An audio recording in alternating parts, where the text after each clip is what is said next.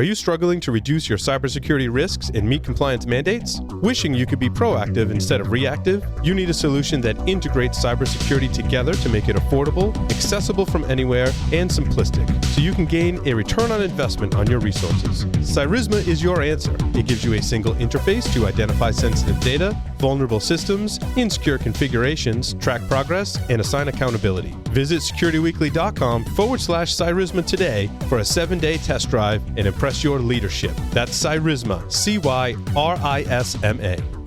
RSA offers business-driven security solutions that provide organizations with a unified approach to managing digital risk and designed to effectively detect and respond to advanced attacks, manage user access control, and reduce business risk, fraud, and cybercrime. For a limited time, get mobile multi-factor authentication from RSA Secure ID Access for free to help secure your remote or dynamic workforce long-term. Leverage push notification, biometric, and one-time password authenticators to secure access to your cloud applications, on-premises systems, legacy systems, privileged accounts, and more at no cost for 6 months. For more information, visit securityweekly.com/RSA Security.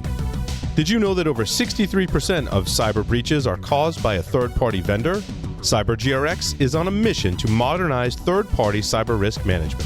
Built on the market's first third-party cyber risk exchange, CyberGRX arms you with fast and accurate data, a proven and innovative approach, so you can make rapid, informed decisions and confidently engage with partners. Learn how partnering with CyberGRX will help you become cyber certain. Visit securityweekly.com/CyberGRX. Well, welcome back to episode 47 of Security and Compliance Weekly. We are going to shift gears a little bit in our second segment and talk about CMMC. Before that, I do have a few announcements. If you have a specific guest in mind or topic that you want us to cover on one of our shows, really any of the shows in the Security Weekly Network, you can submit your suggestions by going to securityweekly.com/guests, filling out the form. We review these suggestions monthly, and we reach out to you once we've reviewed your suggestion. Also, coming up on October 22nd, we have a technical training schedule. It's going to provide a first look at a new free resource that delivers thousands of remedies as a service to bridge the gap between vulnerabilities found and vulnerabilities fixed. On October 28th, we're going to learn how to build an integrated security platform in our webcast. This will be at 3 p.m. I don't know what time the one is on October 22nd. Voice in my ear. You can sign up for either of these by visiting securityweekly.com/webcast, and also you can see what's coming up in the future. And I am told the October 22nd technical training will be 11 a.m. That's all Eastern time. Visit securityweekly.com on demand. You can view our previously recorded webcasts. We've got a lot of fun things in store, lots of information and trainings going on. So tune in, sign up. Let's get on to the discussion. CMMC, by the way, is the Cybersecurity Maturity Model Certification thing. And Josh and Scott, I know, have been working on it a lot. They tell me about it all the time. It's a federal thing, and I try to avoid working with the federal government like the plague. More power to you, gentlemen. I am more or less flipping this over to you. Tell us what's going on with CMMC these days. We invited Mike to stay. It comes up with his work at Apicode. I might interject with some musings here and there. Otherwise, I'm going to hang out on the Discord server. So you guys chat. Okay. So Jeff, you know how you're all about like PCI everything, PCI, right? Yes. Right. Have you met our Lord and Savior CMMC? Oh, stop it! Oh my God, seriously, dude? I couldn't help myself. Come on, Josh. Oh dear God, no. Josh, CMMC what is CMMC and who does it affect? CMMC, for those who don't know, is the Department of Defense system whereby if you want to be a prime or a sub on a DoD contract, you will at some point over the next few years, 5 years roughly, have to be CMMC certified. And the certification ranges from a 1 through 5, 1, 2, 3, 4, 5, very imaginatively named. So it's a bar. Effectively, it's a filter. It's a bar. It's a filter. It's a discriminant. To a certain extent, separating the wheat you've from got the to, chaff. you've got to be this tall to No, rock. not really. Okay. You must be this tall to get a DoD contract, basically. So it is a way to make sure that the people that are protecting the information. Now, this is only for controlled unclassified. This is and for federal contract information. This is not for classified info. Let's be clear. Okay, so this is for the stuff that is either called CUI or CUI, depending on who you are, and for federal contract info. But if you are working in those realms as a sub or a prime, you must be certified under the rule over the next few years. As effectively as contracts re-up, and they're normally 5-year contracts, that's why it's a sort of a 5-year span, you're going to have to be certified to get your authority to contract. It's very, very straightforward, okay? Most of the controls in it are derived from 800-171. So if you want to do a DoD contract, take a look at 800-171 and see where you stand. It's actually not horrible. Right. So 171 though, 171 was not built with teeth. Right. Well, so 171 was built with a self-assessment. Exactly. That's the point. Right. So is CMMC the teeth of 171? I mean, is that a fair statement, or is it actually the teeth of 172? Well, okay, so a little bit of that. That's a really good point. And first off, 171 and 172 is and completely meaningless if we don't know what you're talking about. But go ahead. So Nist put out a set of controls, a control framework, okay, similar to NIST 853 for classified information, but they put out NIST 800-171 for the for controlled unclassified information, CUI or CUI, okay? Out of curiosity, and this is a somewhat serious question, is there a 54 through 170? I don't. Well, there are definitely some numbers in there. I think they left some blank. I have not bothered to read all of them because while the people at Nist are amazing, some of those things are a tad lengthy. Right. And oh dear God, they are eye-bleedingly fun to read at times. But okay. Carry on. I'm sorry. Carry on. Very good, sir. My lips are moving, but I'm not talking. But you are. So anyway. NIST 800-171, what Scott's referring to was that it had no teeth. It was all self-assessment. And Mike, how well did that self-assessment work? You still there? Yeah, there you go. Yeah, I'm sorry, I was on mute. Yeah, not well. And then that was the impetus for DoD to come out with this third-party attestation certification, which now they're going to actually train auditors to certify the compliance against the standard. So that's a DoD initiative. 800-171 still applies if you do business with the government, with USG at large. CMMC will be for DoD vendors. And, typically my experience, what I've seen is the government follows DoD's lead. So maybe CMMC becomes, a government-wide initiative once they can get it off the ground. But yeah, self-assessment, self-attestation was a gap, and that's what CMMC is designed to fix. So, Mike, in your experience, in your thought, gut feeling, how many companies actually performed 800-171 and self-attested properly? What do you think? What percentage? If I had to guess, if you said, okay, show me your system security plan and your documentation that you're 800-171 compliant, I would say 2 to 3 out of 10, and that's just a rough guess. Oof. Honestly, I would say you're probably about right. That's sort of like saying, show me on the network where the bad packet came from. Well, actually, you know what? I've got a question for this. Hey, Jeff, in the SAQ variety of PCI, have you ever gone behind an SAQ, a self-assessment, and then done an actual formal assessment and seen how accurate the self-assessment was? Maybe because the company grew up, if you will, in terms of size and had to bring in QSAs afterward?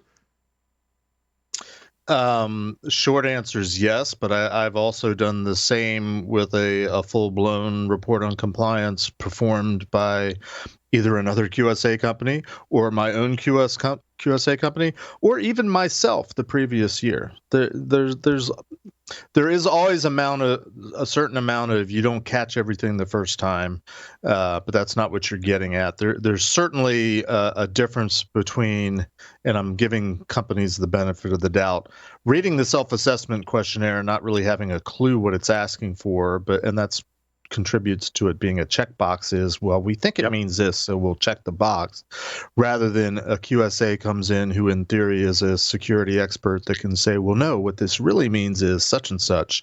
And then they can go, oh, oh, and have that kind of aha moment, and then go either show that they're doing it or start doing it. More often, it's the latter. Yeah. So I mean, but realistically, we're saying roughly similar things. Self-assessments without expert guidance or expert assessment / audit / validation / whatever are. I would prefer the latter, and I think all of us here would. Am I wrong? I agree. Yeah, I think I think they would agree with you. The DoD would agree with you, because I believe on this last DFARS rule approval, it added an actual requirement for a 171 self-assessment, right? Against you're talking about the interim rule? Yeah, the interim rule, right. Against the DIPCAC scoring methodology. And DIPCAC is Defense Industrial Base Cybersecurity Assessment Center out of DCMA. So they've actually added that requirement now that you've got to provide self-assessment scoring in addition to the self-attestation, right? Which is, oh yeah, check, we self-attest, we meet all those requirements. Right. Basically, I think they have a tool, right? An automated tool. I mean, it's a checklist, but you go through it and then you say, yes, we do that. No, we don't do that. And at the end, it gives you a score. And then you say that score is accurate, and that's your self-attestation. Am I vaguely correct? Yeah, that's right. And then that score is eventually going to get entered into a supplier risk system, a DoD supplier risk system. So as a vendor, you're going to have a security score attached to you, and that's going to be the result of your 171 implementation. Let me ask a question real quick, and I bear with me. I am tying it back to CMMC. One of the differences that I see between what you guys are talking about, which is largely government focused, if not DoD focused, in how you conduct business in that realm, with the commercial world, or what I like to call the real world, where PCI in theory is 100% pass fail. All these other things, you go through the process, you go through an assessment or an audit, you get a score, and you might get 30 out of 100, and then the auditors come in a year later and you're up to 40 out of 100, but you go around saying, we've got 25% improvement, we're doing great. Now, CMC, as you said, Josh, it has this scale 1 to 5, which in theory is supposed to present or demonstrate a growing level of maturity. Is there a minimum threshold that an organization has to achieve before they can get started in the process, or is it more, again, a matter of showing that you're moving forward? What's the minimum threshold in terms of this 1 through 5 ranking, where you can actually conduct business? No, that's a very valid question. So every contract will be split up. It'll be organized in such a way that every piece of the contract, every logical piece, like one company's going to do this, one company's going to do that, every functional piece of the contract is going to be assigned a number, that 1 through 5. So if it's a 3, you have to be certified as a level 3 before you can do that piece of the contract, before you can be a sub that will actually perform that piece. Okay. And the ones, don't get me wrong, the ones are down at the level of, it was explained to me as, these are the guys that mow the grass, stock the soda machines on base, etc. And those are they only have a few controls they have to meet. There's a little over a dozen controls that a level 1 has to meet. They don't even have to show any history. They just have to show that they have the controls in place, and that's it. We're good. Okay. The idea is not so much that they have to show that they've been doing this for 6 years or 10 months or 180 days or whatever. The idea is we need to know that your controls are in place. And then for higher levels, as they go up 2, 3, 4, 5, we need to know that you're mature enough to perform those controls on a regular basis, that they are being performed, that these are part of your process. These are part of how you do business. It's not just something a coat you put on and take off as convenient. So it's about the maturity. And it's an interesting piece, but it's one that's sort of hard to get your head around, because most of the compliance standards or regimes, Dimitri was bewailing the use of regimes. Most of the compliance standards have specific time periods. This doesn't. So it's fascinating to me. Hey, Johnny, can you pull up the screen share that I popped up, please? Can't share a screen on this machine. That's just lovely. Okay, so if you're a fan, or I'm sorry, if you're in the Discord, you're about to see this, and what we're what I'm referring to is a CMMC certification level chart, right? If you go out to Google Images and you type in CMMC level, right? Level 5 is for optimizing practice. Normally, level 5s are Raytheon, Lockheed, right? The bigs, right? Versus 1, which is you're listed as performed in CMMC. You're doing the basics of cyber hygiene. Right. It's called performed. I've heard it called ad hoc. You've got these things set up and you're doing it, even if it's only for one person. Because remember, there's a lot of one-person companies that'll be doing basic cyber hygiene.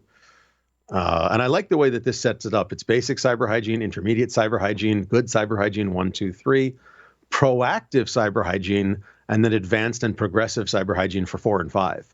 Yeah. It makes a lot of sense. It is all about the maturity of how well you're protecting the information, the cyber hygiene of your information protection systems and pieces and bits and bobs. So I do like that. That's actually a really good description, or graph rather. It's from a company called Ecuron. I've never heard of them. Yeah. Well, Jim Gilson's making a really good point inside of the Discord. And for those of you, again, who are not on Discord and you're listening, unfortunately, a lot of organizations try to force fit CMMI and CMMI into asset owners and end users. CMMI will only really work well for product suppliers, whereas CMMC, right, is for the overall security hygiene, not just products and suppliers. So somebody asked what CMMI and CMMC, what's the difference? Actually, Mike, do you want to take that? I mean, we've not been letting you talk. I'm sorry. Oh, no problem. I'm glad to join the second session here. So CMMI is just the capability maturity model. That's kind of the industry standard, right, for maturity in terms of level 1 to 5. And then CMMC kind of takes their levels 1 to 5 and overlays a similar methodology to the levels 1 to 5. But on the CMMC scale, your 1 to 5 will be driven, Johnny, just as you said, on where you sit in the supply chain and what information the government is sharing with you, right? So those guys that are on base stocking the vending machines, they don't even have CUI, right? They've got FCI. So they've got to meet 17 controls, level 1, simple. Level 2 is really a stepping stone to a level 3, which is really it's the Nist 800-171 controls plus like an additional 20 controls. And the maturity measurement's interesting because that's what the third-party auditors and assessors are going to be looking at. So hopefully it's not subjective, and hopefully DoD can put out some clear guidance on what the required maturity is. That's kind of what I'm hoping. It's going to be over in the Discord.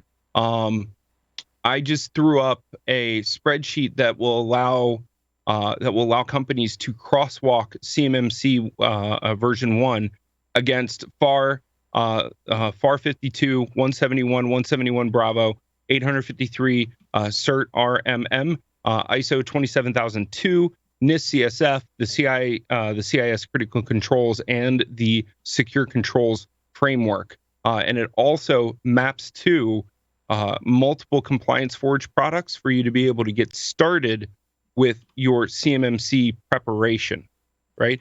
If you touch a DoD contract in any way, shape, or form, right, you are CMMC, or you will be CMMC required. Is that a very fair and accurate statement, Josh? Yeah. I mean, it's sorry, say it again. If you touch government contracts, I was reading the Discord. Sorry. I'm sorry. If you touch DoD contracts in any way, shape, or form, you will have to fall under CMMC for now, right? That's a fair statement, right? Only for DoD right now. Right. And down the road, putting on my swarmy hat, if you will, it's going to be branched out not just to the rest of the federal government, but also to the U.S. And then from there, it's going to go to other parts of the world as a beacon, if you will, on where companies need to start with their compliance regimes. Is that also a fair assessment? I think that would be a lovely thing. I don't know if there's any plans for that, but I do think that it would be a great idea. Having a certification standard that is understandable and vaguely universal and says basically, you must be this tall to ride, to get a contract, to do business with, to do whatever. For the large enterprises, for governments around the world, it would make interoperability very simple. If for example, I'm just making this up, if Mexico and Canada and the US, if parts of Europe, whatever, Asia, et cetera, all used CMMC and the controls were equivalent, then we can say, hey, this company meets the standards of this, meets the controls of this standard. The practices, it's not controls anymore, whatever, but they're performing the practices properly.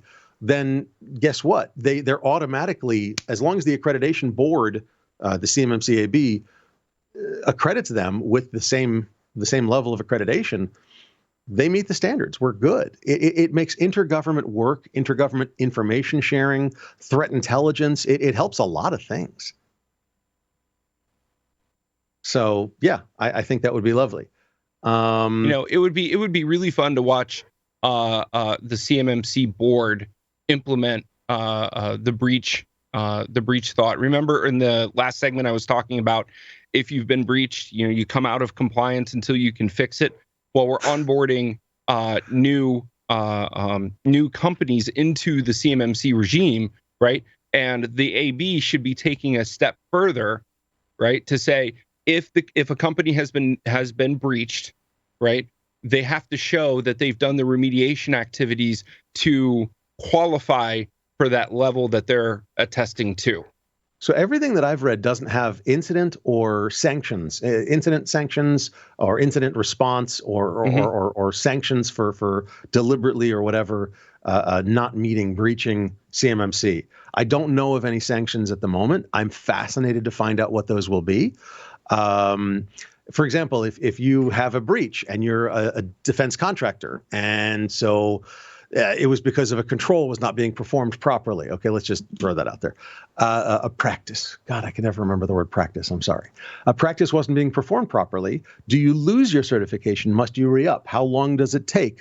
How long do you have before you lose that contract? What happens to your prime if you're a sub? What happens to your subs if you're a prime? All kinds of questions are still there, and I'm fairly sure that the DoD is going to start writing those out along with the AB. I don't know which of them is going to take responsibility for that. Right, but didn't the DoD try to write 171 though? Well, the DoD, the Nist wrote 171, 800, 171. NIST, I'm sorry, yes, NIST. Here's the problem: if we don't have sanctions on hitting CMMC levels, besides you can't do this contract. Right? Wouldn't we just be rewriting 171 or 171 Bravo 172 all over again? Oh, no. I'm not saying there won't be any sanctions. I just haven't seen them. Okay. I don't know what they are. I'm positive they're going to have sanctions. Look at SOX. I mean, to a certain extent, CMMC is philosophically based on CMMI and philosophically looks to SOX to a certain extent to say, oh, look, there's something with teeth. But if you say this has teeth and it doesn't actually have teeth, it only has dentures, it's a real problem. Okay. My teeth are like the stars. They come out at night. So to recap, we're talking NIST 800-53, 171, 172, a couple in between, CMMI, CMMC, SOX. Have I missed anything? And then you have me. We did talk PCI. We talked PCI. But I'm trying to compare and contrast all that. And in the commercial world, if you're dealing with credit cards, all you have is PCI. So it's not enough. And the one thing, guys, if I could, the one thing we haven't talked about is the NIST cybersecurity framework, which was created to standardize how the U.S. government is protecting its critical infrastructure. And guess what? Defense industrial base is a sector of the critical infrastructure, and there are other maturity models. Energy has its own cybersecurity maturity model. So there's 16 sectors of critical infrastructure. So again, why didn't we use the NIST CSF as the tool? Because companies are listed as either a primary or part of the supply chain, right?